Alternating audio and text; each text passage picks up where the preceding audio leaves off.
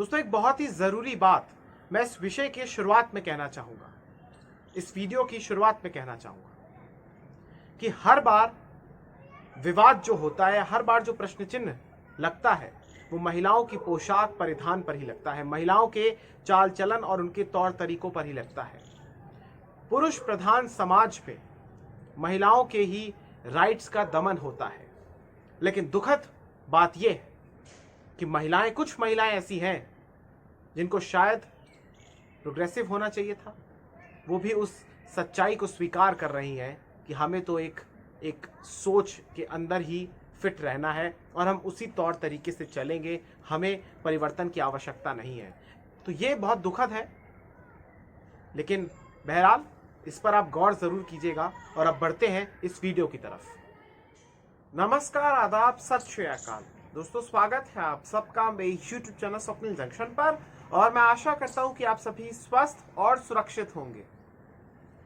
दोस्तों, जय श्री राम, अल्लाह अकबर, ये दो अलग अलग धर्मों के नारे हैं जो उस धर्म के अनुयायी अक्सर लगाते हैं। हमारे देश की एक खूबसूरती है, हमारे देश की एक सबसे बड़ी शक्ति है, एक सबसे बड़ी विशेषता है कि हमारे देश के भीतर जय श्री राम और अल्लाह अकबर एक साथ लगाया जाता है। लेकिन दुर्भाग्य है, विडंबना है इस देश की कि यहां पर एक बार फिर से जय श्री राम बनाम अल्लाह अकबर हो गया है। मैं निजी तौर पर इस वीडियो की जब शुरुआत कर रहा हूं तो आपसे एक बात साझा करना चाहता हूं। मुझे हिंदू मुस्लिम के मुद्दे में ना कोई इंटरेस्ट आता है, ना मेरी रुचि है और ना मुझे शौक है इस विषय पर बात करने का, क्योंकि यह विषय केवल एक समुदाय का दूसरे समुदाय के प्रति पारा ही बढ़ाते हैं। कहीं ना कहीं तर्क करने की जो आज की इस दौर में आदत होती है वो तो खत्म हो चुकी है। अब लोग सिर्फ भड़कना चाहते हैं और भड़कना इतना सरल हो गया है कि बस आप पूछिए मत। लेकिन जब ये चिंगारी आग का स्वरूप ले लेती है और ये बात किसी गांव, किसी शहर या किसी राज्य तक ही सीमित नहीं रह जाती है, बल्कि ये धीरे धीरे ही सही लेकिन पूरे देश में अपना विस्तार करती है, तब बात करना आवश्यक हो जाता है। और जब बात इस देश के भविष्य की हो, इस देश के उन छात्र छात्राओं की हो, उन विद्यार्थियों की हो जो इस देश के अनेकों स्कूल कॉलेजेस में पढ़ते हैं। कर्नाटक, जो कि दक्षिण भारत का एक राज्य है, वहां के बच्चे अगर स्कूल जाने से, कॉलेज जाने से अगर वंचित हो रहे हो सिर्फ हिंदू मुस्लिम के चक्कर में, तो फिर बात करना आवश्यक हो जाता है। कर्नाटक के उडुपी से एक विवाद शुरू हुआ आज से लगभग 1.5-2 महीने पहले, और वहां पर ये जो विवाद शुरू हुआ उसके बाद कहीं ना कहीं ये जो आग है ये फैलती जा रही है। अब ये बात सिर्फ कर्नाटक तक ही सीमित नहीं है, अब ये धीरे धीरे उत्तर प्रदेश, पश्चिम बंगाल, बिहार, राजस्थान, कई ऐसे इलाके हैं जहां पर इस प्रकार की घटनाएं सामने आई हैं। तो बात आज मैं करना चाहूंगा एक देश के नागरिक होने की हैसियत से। हमारे देश में जो ये रंगों को लेकर, परिधानों को लेकर या धार्मिक प्रतीकों को लेकर जो एक विभाजन है ना, ये कहीं ना कहीं इस देश के सांप्रदायिक सौहार्द को बहुत ज्यादा नुकसान पहुंचा रहा है। हमारा जो सामाजिक ताना बाना है, हमारी जो गंगा जमुनी तहजीब है, उसको बहुत ज्यादा नुकसान पहुंचा रहा है। और इसके लिए जिम्मेदार वो लोग हैं जो इन धर्मों के ठेकेदार बनते हैं। हिजाब के विवाद को लेकर ही मैं बात कर रहा हूं दोस्तों, और मैं उस हिस्ट्री में नहीं पढ़ना चाह रहा हूं या जो तमाम चीजें हो रही हैं मैं उनको विस्तार से आपके सामने नहीं रखना चाह रहा हूं, सोच समझकर, क्योंकि नफरत फैलाना बहुत सरल होता है और तर्क के साथ बात करना बहुत ही कठिन। आप सोचिए दोस्तों कि 6 लड़कियों को आज से लगभग 1.25 महीना पहले 6 लड़कियों को रोका जाता है उडुपी में, कर्नाटक के, कि वो कॉलेज में प्रवेश नहीं कर सकती या कक्षा में प्रवेश नहीं कर सकती हिजाब के साथ। हिजाब क्या है मैं आपको सरल भाषा में बताता हूं। हिजाब एक प्रकार से आप कह सकते हैं एक कपड़ा होता है, एक स्कार्फ होता है, एक शॉल होती है, जो मुस्लिम जो महिलाएं होती हैं, मुस्लिम युवतियां जो होती हैं, वो अपनी इच्छा से अपना जो सर है उसको ढकती हैं, या अपनी गर्दन का जो हिस्सा होता है उसको ढकती हैं, चेहरा उसमें दिखता है हालांकि। तो इसको लेकर ये विवाद हो गया और फिर उनके माता पिता से भी बात हुई, लेकिन वहां पर कोई बात का नतीजा नहीं निकला। प्रशासन की तरफ से, स्कूल का जो प्रशासन है उनकी तरफ से कहा गया था कि हिजाब के साथ प्रवेश नहीं किया जा सकता है कॉलेज के अंदर या स्कूल के अंदर या कक्षा के अंदर। और कर्नाटक के भीतर यह विवाद गरमाया हुआ है। इसीलिए अब जब ये चिंगारी उठी तो उसके बाद लगातार धीरे धीरे जैसे जैसे समय बीतता गया, जैसे जैसे दिन बीतते गए, वैसे वैसे जो छात्र छात्राएं हैं वो सड़कों पर उतरने लगे। उनका समर्थन कई सारे जो छात्र संघ के संगठन होते हैं वो सब करने लगे। राजनीतिक दलों ने भी इस पर जमकर रोटियां सेकी और अभी तक वो रोटियां सेक रहे हैं। और इन सब के बीच एक और धुरी, एक आप कह सकते हैं समावेशी तौर पर जो सबसे बड़ी बात है वो ये है कि 5 राज्यों में चुनाव है और उसमें भी उत्तर प्रदेश में चुनाव है। अब 5 राज्यों में अगर चुनाव है, कर्नाटक में अगले वर्ष चुनाव है, तो क्यों नहीं ये राजनेता इस तमाम विवाद को अपने दृष्टिकोण से देखेंगे, अपने हित में साधने के लिए देखेंगे, अपने पक्ष में करने के लिए देखेंगे, ताकि ध्रुवीकरण हो सके। लेकिन बात यहां पर यह नहीं है कि नेता इस विवाद को कैसे ले रहे हैं। बात यह है कि क्या धार्मिक प्रतीकों का, धार्मिक पोशाकों का, धार्मिक परिधानों का, आपकी धार्मिक आइडेंटिफिकेशन क्या है, आपकी धार्मिक पहचान क्या है, क्या उसका एक इंस्टीट्यूशन में प्रदर्शन किया जाना नैतिक है, संवैधानिक है, मौलिक है, जायज है, सही है क्या? उदाहरण देता हूं दोस्तों मैं आपको। मान लीजिए एक आप न्यूज चैनल देख रहे हैं, न्यूज चैनल में आपने क्या किसी को टीका लगा के देखा है न्यूज पढ़ते हुए? क्या आपने किसी को मंगलसूत्र पहने हुए देखा है न्यूज पढ़ते हुए? क्या आपने कभी, मैं भारत की बात कर रहा हूं, भारत की ही बात करूंगा, मैं किसी मुस्लिम देश की बात नहीं करूंगा, क्योंकि वहां तो सख्त नियम है, वहां तो मौत के घाट भी उतार दिया जाता है और ढीले कपड़े पहनने पर वाकई में कठोरतम सजाएं दी जाती हैं। बात मुस्लिम देशों की नहीं है, बात भारत की हो रही है। तो क्या आपने किसी भी न्यूज चैनल में जो न्यूज एंकर होते हैं, रिपोर्टर्स होते हैं, न्यूज प्रेजेंटर जो होते हैं, क्या आपने किसी को भी देखा जब वो कैमरे के सामने आते हैं, आपके सामने खबरों को प्रस्तुत करते हैं, क्या आपने उसमें देखा कि वो टीका लगाए हुए हैं या फिर मंगलसूत्र पहने हैं या फिर चूड़ियां पहने हुए हैं? मैं कह रहा हूं बहुत ही रेयरेस्ट मामले ऐसा होगा अगर आपने कभी किसी को देखा होगा चूड़ी पहने हुए या फिर कोई मंगलसूत्र पहने हुए, बल्कि मैंने आज तक नहीं देखा है।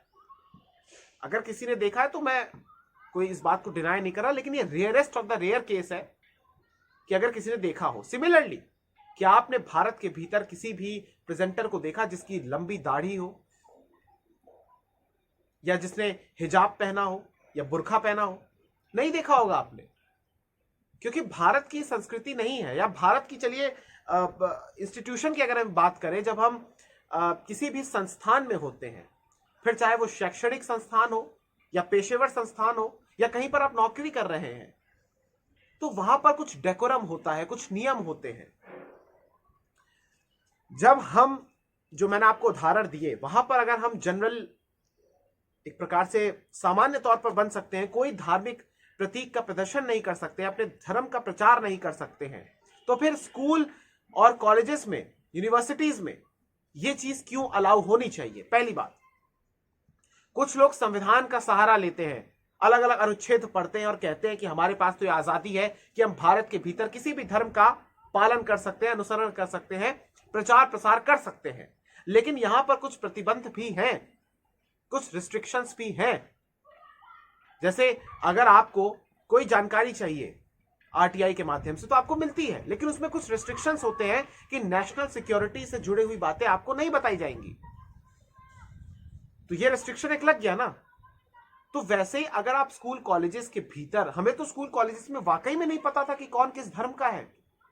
हमें तो सिर्फ यह पता होता था कि भाई ये कक्षा कब समाप्त हो जाएगी, या इंटरवल का टाइम कब होगा, या आज तूने कल का होमवर्क किया या नहीं, या मुझे ये सवाल समझा दे। लेकिन आज के इस देश में, आज के इस भारत में यह स्थिति आ गई है कि बच्चे उतरकर सड़क पर मार्च कर रहे हैं। और आज एक सबसे बड़ा सवाल यह है, मैं एक उठाना चाहूंगा, क्योंकि आक्रोश भी आता है, रोष भी होता है, दुख होता है कि अगर कुछ लोग सड़क पर उतर जाएंगे और फिर उसके कारण बच्चों का, जो अन्य धर्म के बच्चे हैं, अन्य बच्चे हैं जो उसी धर्म के, उनका नुकसान होगा। वो घर में बैठे होंगे क्योंकि कर्नाटक के भीतर स्कूल कॉलेजेस को बंद किया गया है। तो ये नुकसान, जो पढ़ाई का हर्जाना हो रहा है, पढ़ाई का जो ये नुकसान हो रहा है, इसकी भरपाई कौन करेगा? एग्जाम आने वाले हैं बोर्ड के, वो जो चीजें स्कूल में जाकर आपको करनी थी, प्रैक्टिकल्स हो या डाउट्स क्लियर करने होते हैं, वो सारी चीजें कैसे होंगी? तो बात यहां पर यह नहीं है कि हिजाब को पहनना इस्लाम में नैतिक है, जायज है, अनिवार्य है। बात यह नहीं है। बात यह है, पहली बात हमें क्लियर करनी चाहिए कि इस देश के भीतर किसी भी मुस्लिम महिला को इस बात से रोका नहीं जा रहा है कि आपको हिजाब नहीं पहनना है, या आपको नकाब नहीं पहनना है, आपको बुर्खा नहीं पहनना है। जो भी चीजें होती हैं, आपको जो परिधान पहनना है आप पहनिए, स्वतंत्र हैं आप। और कोई रोक लगाएगा तो मैं सबसे पहले आवाज उठाऊंगा। मैं मुस्लिम नहीं हूं, लेकिन अगर हमारा संविधान हमें ये स्वतंत्रता देता है, हमें ये अधिकार देता है कि आप धर्म के अनुसार कुछ भी पहन सकते हो, तो आप पहनिए। लेकिन बात यहां पर आ जाती है संस्थान की, इंस्टीट्यूशन की। विद्या का जो मंदिर होता है, वहां पर विद्यार्थी आते हैं, वहां पर कोई मुस्लिम या हिंदू नहीं आते हैं, या सिख या ईसाई नहीं आते हैं। और ये जो मोटी लकीर धर्म के नाम पर खींची जा रही है, ये इस देश को ही अंततोगत्वा नुकसान पहुंचा रही है। ये बात समझनी होगी हर उस ठेकेदार को जो इस समय रोटियां सेक रहा है। और ऐसी कई सारी खबरें सामने आई हैं जहां पर अलग अलग राज्यों में हिजाब पहने हुए युवतियों को अगर रोका गया तो उन स्कूलों में तोड़फोड़ की गई, और कर्नाटक के कई इलाकों में पत्थरबाजी हुई।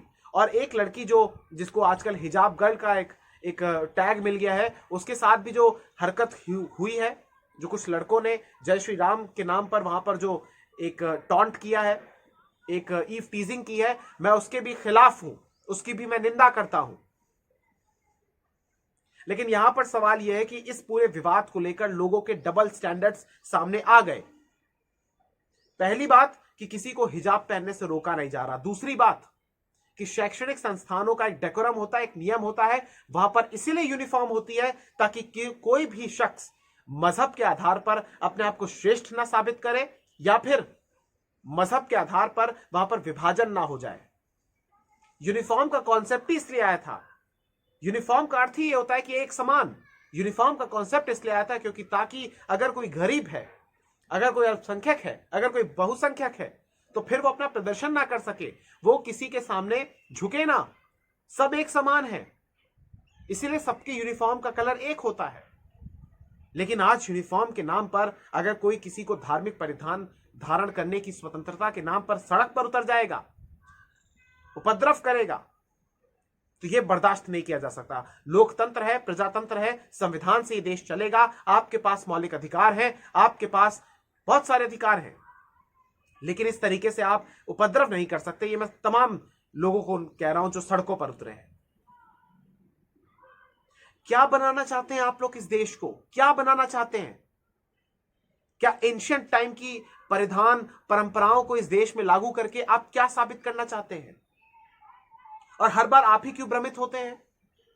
सीए जिस समय ये आया था, पूरा कॉन्सेप्ट सीए का जब कानून आया था, मुझे याद है कि उस समय मुस्लिम समाज के भीतर एक धारणा बनाई गई थी, या एक उनको भ्रमित किया गया था कि आपको इस देश से निकाल दिया जाएगा।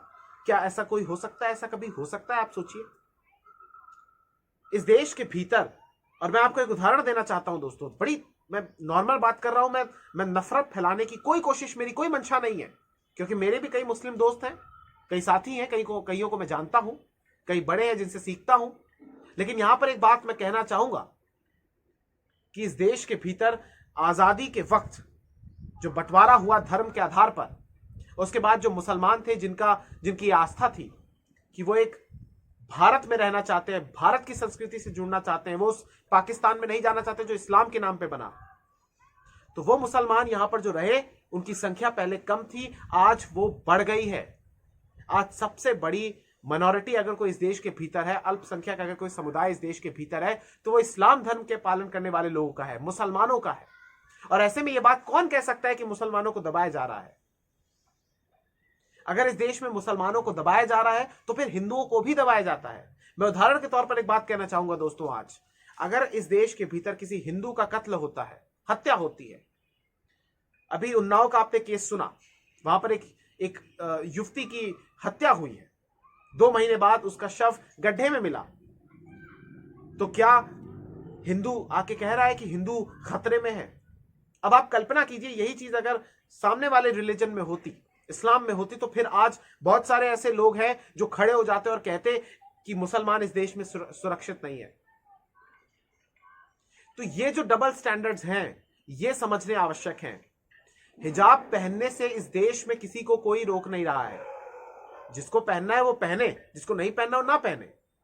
और मेरा एक मानना है, और ये सत्य है, कि अगर कोई किसी भी धर्म का हो, अगर वो उस धर्म के प्रतीकों का अनुसरण नहीं कर रहा है, या वहां पर जो परिधान मौजूद है वो नहीं पहन रहा है, तो इसका अर्थ ये नहीं है कि वो कोई कम हिंदू हो गया, या कम मुसलमान हो गया, कम सिख हो गया, कम ईसाई हो गया। हम एक मॉडर्न भारत में रहते हैं, हम एक मॉडर्न दुनिया में रहते हैं। किस ओर आप लेकर जाना चाहते हैं चीजों को? और आजकल एक ट्रेंड हो गया है कि प्रोटेस्ट अगर आपको करना है तो हाथ में तिरंगा पकड़ लो, कुछ तख्तियां पकड़ लो, उसमें बड़ी बड़ी अंग्रेजी में कोट्स लिख दो, और फिर अपने आप को इंटेलेक्चुअल साबित कर दो, और फिर एक ब्रांड बन जाओ। मीडिया तो ब्रांड बना ही देता है किसी भी एक शख्स को, लेकिन ये नहीं चलेगा, ये नहीं चलना चाहिए। आपने आज शैक्षणिक संस्थानों में, आज ये कर्नाटक में हुआ है, धीरे धीरे आप देख ही रहे हैं इसका विस्तार हो ही रहा है, और धीरे धीरे ही सही, लेकिन ये चीजें जब अगर फैलेंगी तो फिर आप सोचिए कितनी मोटी लकीर बन जाएगी। छात्राएं विरोध कर रही हैं, उनके साथ छात्र भी आ गए कि हिजाब पहनना है, फिर उसके काउंटर में हिंदू छात्र छात्राएं उतर गए कि उनको गमछा पहनकर उतरना है। भगवा, तो क्या आज ये हिजाब वर्सेस गमछे की लड़ाई हो गई है देश में यार? और नेता जहरीले भाषण बोल रहे हैं, उत्तेजना को बढ़ा देने वाले भाषण बोल रहे हैं, प्रोवोकेटिव स्टेटमेंट दे रहे हैं, ताकि जानबूझकर लोग आक्रोशित हों, उनके भीतर नफरत आ जाए, जबकि रहना सभी को इस देश के भीतर है। ये देश जितना एक हिंदू का है उतना एक मुसलमान का है, जितना एक सिख का उतना एक ईसाई का है, और अन्य धर्मों के जितने भी लोग इस देश में रहते हैं, ये देश सभी का बराबर से है, सभी एक समान है। लेकिन यहां पर बात कुछ रिस्ट्रिक्शंस की आती है, कुछ एक्सेप्शंस की आती है, अपवादों की आती है, कि आपको कुछ जगह पर डेकोरम को मेंटेन करना होगा, वहां पर जो नियम है, यूनिफॉर्म का नियम है, आपको उसका पालन करना पड़ेगा, फिर वो चाहे किसी भी धर्म का हो। और अनिवार्य नहीं होता कोई भी चीज, समय के साथ चीजें परिवर्तित होती हैं। अगर आगे बढ़ना है, अगर प्रोग्रेसिव होना है, तरक्की करनी है, तो कुछ चीजों को अपने समाज से डिलीट करने की आवश्यकता होती है। लेकिन एक भ्रम जो फैलाया जा रहा है, यह गलत है, यह अनुचित है। आप सोचिए, देश के अलग अलग हिस्सों में मार्च निकाले जा रहे हैं, इकट्ठा हो रहे हैं लोग, और जिस प्रकार से शाहीन बाग में हुआ था उसी प्रकार से यहां भी करने की कोशिश हो रही है। ये कब तक? ये बिल्कुल भी ठीक बात नहीं है। मैं धर्म संसद का भी विरोध करता हूं, जिसमें एक विशेष धर्म की खिलाफ बातें कही गई। मैं उस मौलाना का भी जिक्र करना चाहूंगा जो शरेआम खड़ा होकर एक शहर में धमकी देता है दूसरे समुदाय के लोगों को। मैं इस प्रदर्शन का भी विरोध करता हूं जो छात्रों ने गमछा पहनकर एक छात्रा के पीछे नारे लगाए और अपने आप को श्रेष्ठ साबित करने की कोशिश की। और मैं साथ ही साथ उन लोगों का भी विरोध करता हूं जो उतरते हैं सड़कों पर, फिर चाहे शाहीन बाग में हो, चाहे कर्नाटक के अलग अलग जिलों में हो, चाहे एएमयू में हो, चाहे कहीं भी हो, जो विरोध करते हैं कि हमें ये परिधान पहनना है, ये हमारा हक है। अरे आपका हक है, ठीक है, आपसे आपका कोई हक नहीं छीन रहा है, बट फिर वही बात, किसी भी संस्थान का एक डेकोरम होता है। नॉर्मल सी बात है, मंदिर, गुरुद्वारे, चर्च, मस्जिद,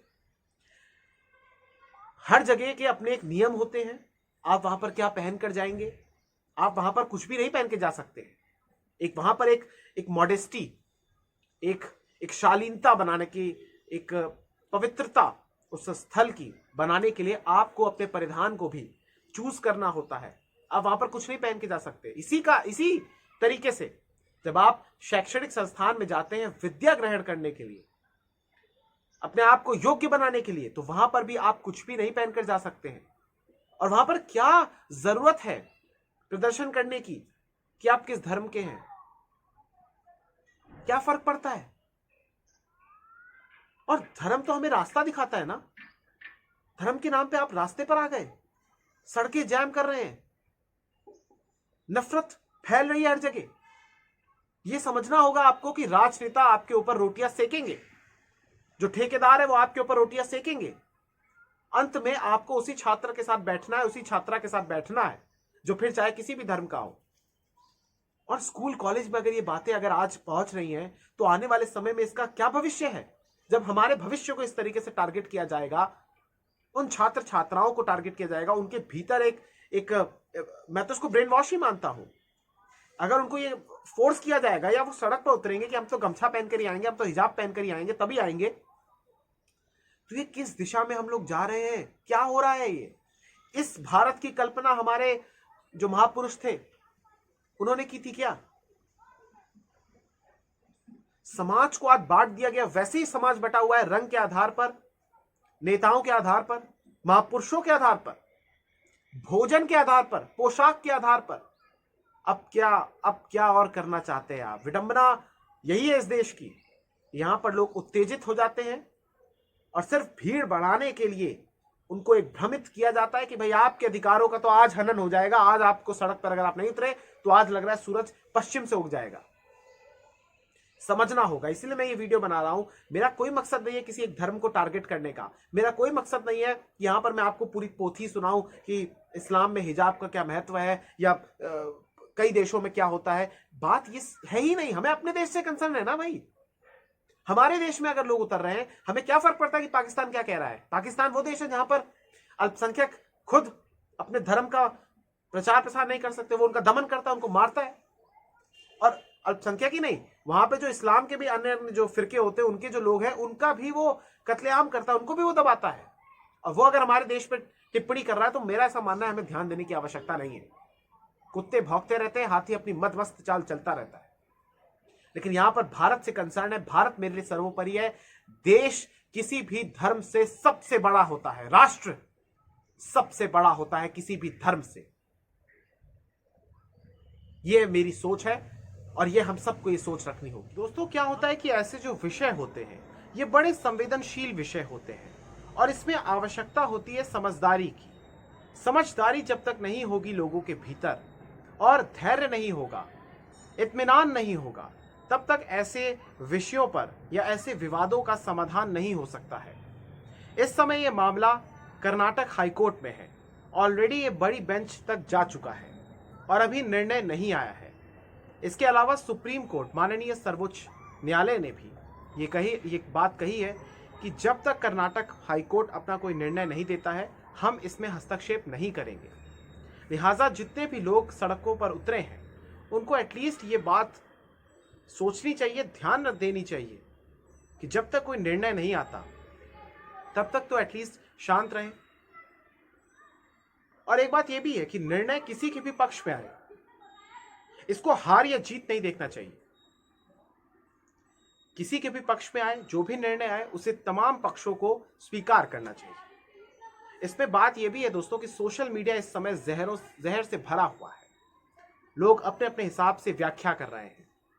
कोई दूसरे धर्म के प्रतीकों को टारगेट कर रहा है, तो कोई कहना चाह रहा है कि हम ही जीतेंगे और हमारा कोई छीन कर दिखाए, तो कोई बिल्कुल ही मॉडरेट किस्म की एक सोच रख रहा है, जो कि अच्छी बात है, जो कहता है कि कपड़े के आधार पर शिक्षा से वंचित किसी को नहीं किया जा सकता। लेकिन यहां पर बात यह है कि यह देश संविधान से चलेगा।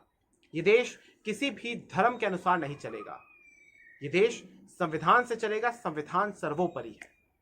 इसलिए निवेदन यह है, मैं किसी के भी धर्म पर कोई हस्तक्षेप नहीं कर रहा हूं, कोई बात उस पर नहीं कह रहा हूं। लेकिन बात यहां पर यह है कि अगर बात इंस्टीट्यूशन की होती है, बात शिक्षा की होती है, तो वहां पर मजहब को दूर रखना चाहिए। इन दिनों लोग अलग अलग तरीके से अपने को जो भी जिसको जो सूट करता है उस हिसाब से वो अपनी व्याख्या कर रहा है, लेकिन लोगों के डबल स्टैंडर्ड्स भी आपको देखने होंगे जो कि सामने आ रहे हैं। मेरी यही विनती है कि ये देश सबसे महान है, ये देश सर्वोपरि है, इसलिए इस देश के सामाजिक ताने बाने को नुकसान ना पहुंचाएं। हम पहले भारतीय हैं, बाद में हिंदू, मुस्लिम, सिख, ईसाई या जो भी धर्म है अलग अलग वो है। भारत सर्वश्रेष्ठ है, भारत सर्वोपरि है, भारत हमारी सबसे पहली प्राथमिकता होना चाहिए। और इस विषय को लेकर भी मैं कह रहा हूं कि आखिर क्या वो मानसिकता थी कि पहले ये लोग नहीं पहनते थे क्लास के अंदर, लेकिन कुछ महीनों के बाद, बीते कुछ महीनों से इन्होंने पहनना शुरू किया। तो ये बात है, इसकी मूल में जाने की आवश्यकता, और इसके मूल में जाने के लिए कानून है, वही जाएगा, वही निर्णय देगा, और वही सबको स्वीकार होना होगा, करना होगा और होना भी चाहिए। बहुत बहुत शुक्रिया, बहुत बहुत धन्यवाद। जय हिंद, जय भारत, वंदे मातरम, इंकलाब जिंदाबाद, सत्यमेव जयते, नमस्कार।